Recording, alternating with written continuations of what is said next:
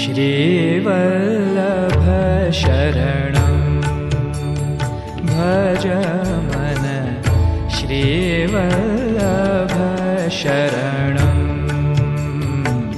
भज मन श्रीवल्लभ शरणं भज मन श्रीवल्लभ शरणं।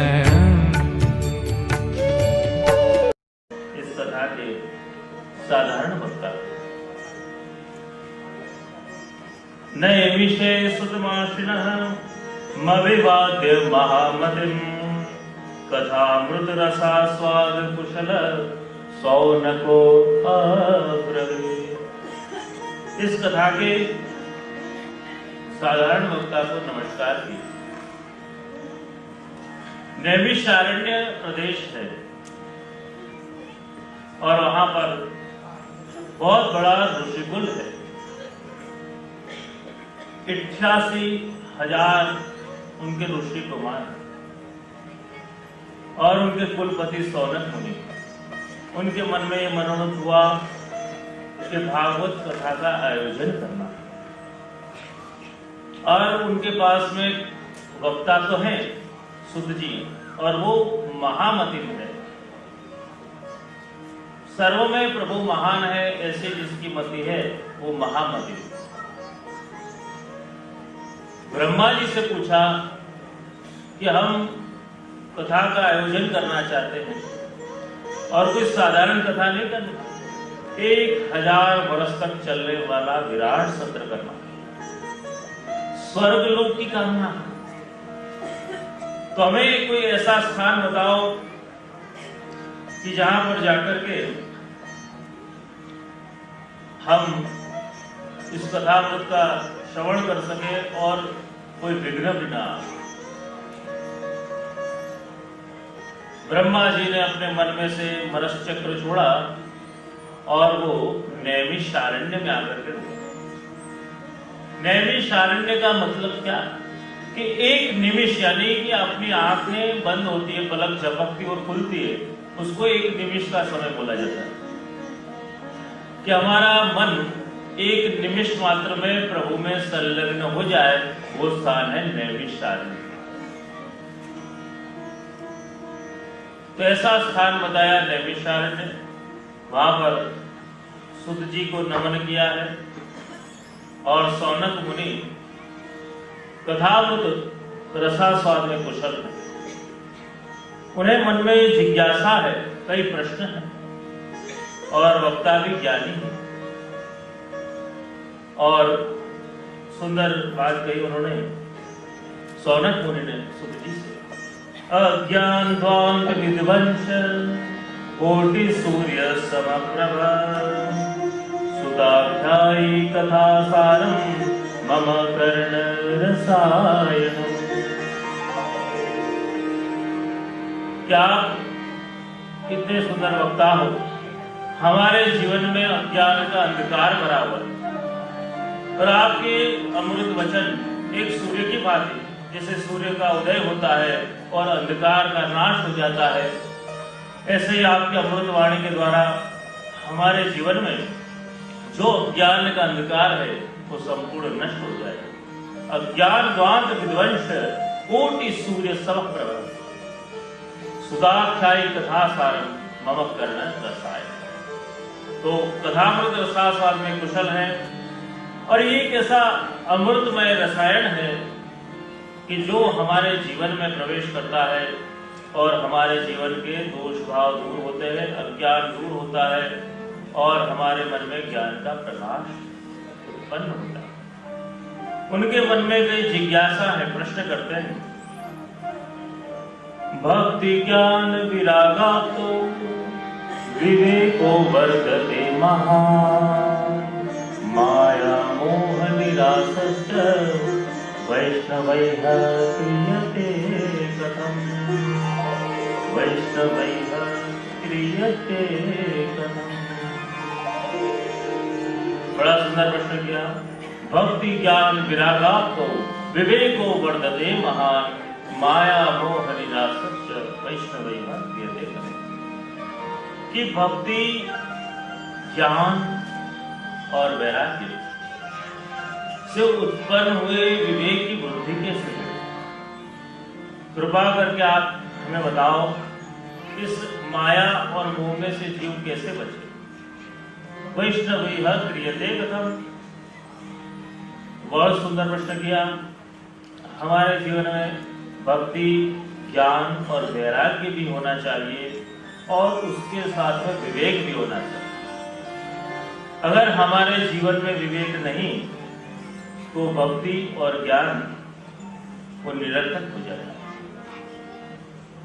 विवेक के द्वारा ही हम प्रभु की सेवा, गुरु की सेवा और वैष्णव की सेवा करते हैं। वैष्णव के साथ में विवेक, गुरु के साथ में और प्रभु के साथ में। अगर वो विवेक हमारे जीवन में आ गया तो हम हरि, गुरु और वैष्णव की प्रसन्नता को प्राप्त कर पाएंगे। इसलिए वल्लभ जैसे आज्ञा करते हैं वैसे हमें सेवा करें, वो हमारा विवेक है। महाप्रभु जी ने तो पूरा एक ग्रंथ बनाया हुआ है, विवेक, धैर्य और आश्रय नाम, इसमें अनेक प्रकार के विवेक बताए। देखो, एक नगर में एक राजा था और राजा के 3 पुत्र थे और राजा बूढ़ा हुआ। उसने सोचा कि मेरे तीनों लड़के में से किसी एक लड़के को राजगादी सौंपनी, राज तिलक करना। तो उसका निर्णय कैसे करूं कि किसे राजा बनाऊं? राजगुरुओं से पूछा, मंत्रियों से पूछा और राजगुरु ने उपाय बताया कि आप तीनों लड़कों की परीक्षा करो और तीनों में से जो आपको विवेक वाला नजर आए उसे आप राजगादी पर बैठा दो। तो बताया कि आप सभी लड़कों को 1000-1000 रुपए दो और शर्त रखो कि इस 1000 रुपए में पूरा महल बनना है और विवेक का ध्यान रखना है। पहले लड़के को दिया गया, उसने सोचा केवल 1000 रुपए इतनी छोटी रकम में इतना बड़ा महल कैसे बनूं। उसने कहा कि कोई ऐसी मुफ्त की वस्तु हो, सस्ती वस्तु हो तो ही ये बना जा सकता है। उसने सोचा कि जो कूड़ा पड़ा है, कचरा पड़ा है, उसकी तो कोई कीमत है नहीं और पूरा ट्रक भरवा करके उसने मंगवा लिया और पूरे महल में उसने बिछा दिया।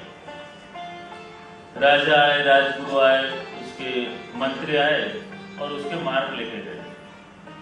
इसने महल तो भरा है इसलिए इसको इतने मार्क, लेकिन विवेक में इसको शून्य दिया गया कि बिल्कुल विवेक का ज्ञान नहीं रखा है। तो कोई ऐसी वस्तु से थोड़ी महल भरा जाता है।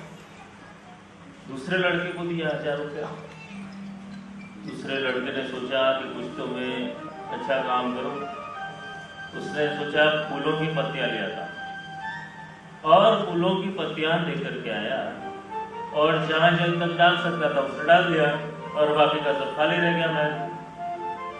और फिर राजगुरु आए, राजा आया, सबने उसके मार्क लिखे और देखा कि इसमें ये है, इसके इतने मार्क। तीसरे लड़के की बारी और तीसरे लड़के को कहा कि अब तेरे भरना है। और राजा राजगुरु जब मिलकर गए देखा तो बड़े आनंदित हो गए कि इसने केवल 1000 रुपए में विवेक का भी ध्यान रखा, महल भी बढ़ गया, सारा काम कर दिया। उसने दिए खरीद लिए और पूरे महल में रोशनी कर दी और पूरा महल रोशनियों से जगमगा दिया और उसको पूरे विवेक में मान दिए गए कि इसने विवेक भी रखा है और महल भी भरा है, तो ये विवेक में पास हो गया। ऐसे ही हम सारे लोग पर श्री महाप्रभु जी ने इतनी कृपा करी है कि हमें भक्ति रूपी राजगादी का सिंहासन दिया है, लेकिन उसमें जो श्रद्धा और विवेकवान होगा वही श्री महाप्रभु जी के दिए हुए राजगादी के सिंहासन पर विराजमान हो सकेगा, बाकी के सारे रह जाएंगे।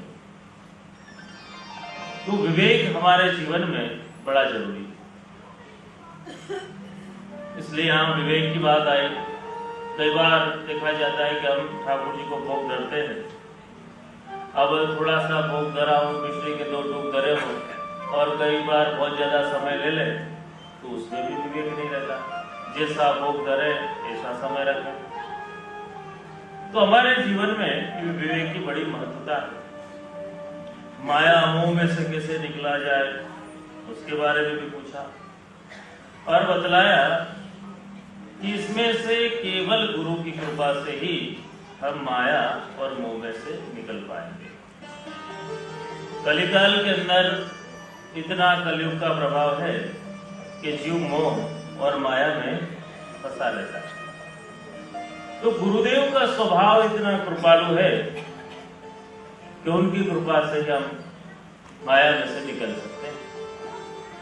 गुरु का स्वरूप बतलाया, चिंतामणिर लोक सुखम सूरद्रुह स्वर्ग संपदम प्रयच्छति गुरु प्रीतो वैकुंठम योगी दुर्लभम वैकुंठम योगी दुर्लभम।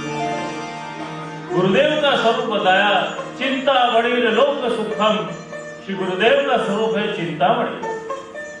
गुरु के पास में जो आता है और जो कामना लेकर के आता है, गुरु उसकी सारी इच्छाओं को पूर्ण कर देते हैं। ये चिंतामणि का सुरद्रुह स्वर्ग संपदम। स्वर्ग का सुख भी श्री गुरु ही दान करते। वैकुंठम योगी दुर्लभम। वैकुंठ का दान वो भी श्री गुरुदेव की कृपा से ही हो सकता है।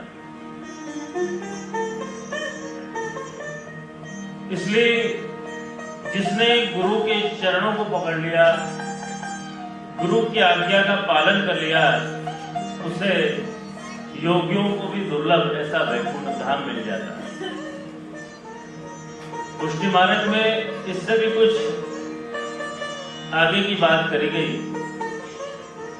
पुष्टि मार्गी गुरु के बारे में कहा गया, ये खाली चिंतामणि नहीं है, पर कैसे हैं? परम उदार चतुर चिंतामणि, परम उदार चतुर चिंतामणि, राखत भगता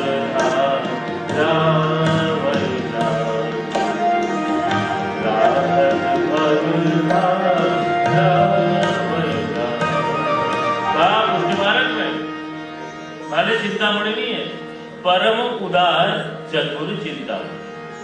यहाँ चतुर चिंतामणि गोसाई जी के लिए कहा गया, क्योंकि चिंतामणि का जो स्वरूप है कि जो आकर के जो मांग लेता है उसे मिल जाता है। लेकिन कई बार भक्त जो मांगता है उसके हित में नहीं होता, वो भी वो मांग लेता है, मिल जाता है, फिर वो फंस जाता है। लेकिन यहाँ श्री गोसाई जी का ऐसा स्वरूप बताया गया कि जो भक्त के हित में है उसी का दान श्री गोसाई जी करते हैं। चतुर चिंतामणि, राखत भव धारा, कि जो भव की धारा के साथ कह रहे हैं उन्हें गोसाई जी उद्धार देते, ऐसी कृपा करो। एक बार वन के मार्ग से 3 ऋषि कुमार जा रहे थे अपने घर की ओर, और रास्ते में चल रहे थे और घंटों तक चलते चलते उन्हें कुछ चमकदार पत्थर नजर आया और एक ऋषि कुमार ने उठा लिया पत्थर और कहने लग गया कि अपन इतनी दूर से चल कर के आए, समय हो गया, मुझे तो भूख लग रही, कुछ अच्छे पकवान हाजिर हो जाए तो अच्छा। और बस इतना सोचा और 56 लोग हाजिर हो गए। और दूसरे ने सोचा कि भोजन तो आ गया, लेकिन हम थक गए, कुछ विश्राम हो जाए, कुछ पलंग आ जाए तो अच्छा। इतना कहा और पलंग हाजिर हो गया। तीसरे ने कहा कि भाई भोग भी आ गया, भूख लगी थी, पलंग भी आ गया, लेकिन ये जंगल है, शेर आ गया तो, और शेर भी आ गया। तो यहाँ चिंतामणि में ये भी है कि जीव के हित में भी हो जाता है, जीव को मांगना नहीं आता और अहित भी हो जाता है। लेकिन श्री गोसाई जी जो जीव के हित में है उसी का दान करते हैं। तो श्री गुरु की कृपा के द्वारा हमारे जीवन में अलौकिकता आती है और प्रभु की प्राप्ति।